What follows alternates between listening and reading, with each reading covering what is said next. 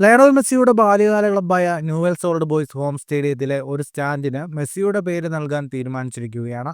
ക്ലബിന്റെ ഈ തീരുമാനത്തെ വിമർശിച്ചുകൊണ്ട് മുന്നോട്ട് വന്നിരിക്കുകയാണ് ന്യൂവെൽസ് ഓൾഡ് ബോയ്സിന്റെ മുൻ manager Juan Manuel Lopez. Newell's Old ബോയ്സിന് വേണ്ടി മെസ്സി എന്താണ് ചെയ്തതെന്നാണ് ലോപ് ചോദിക്കുന്നത്.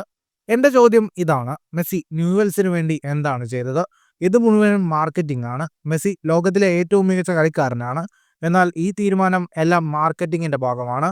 ന്യൂവെൽസിന്റെ ചരിത്രത്തിൽ ഒരുപാട് കാര്യങ്ങൾ ചെയ്തതും നിരവധി ചാമ്പ്യൻഷിപ്പുകൾ നേടിയതുമായ വളരെ പ്രധാനപ്പെട്ട താരങ്ങളുണ്ട്.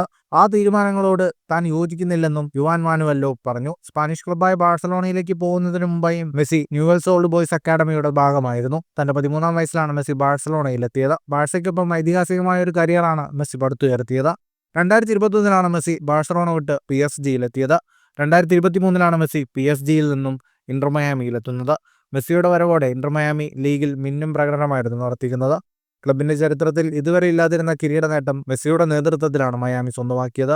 ഫുട്ബോൾ ലോകത്തെ കൂടുതൽ വാർത്തകൾക്കും വിശേഷങ്ങൾക്കുമായി സ്പോർട്സ് കഫേ സബ്സ്ക്രൈബ് ചെയ്യുക.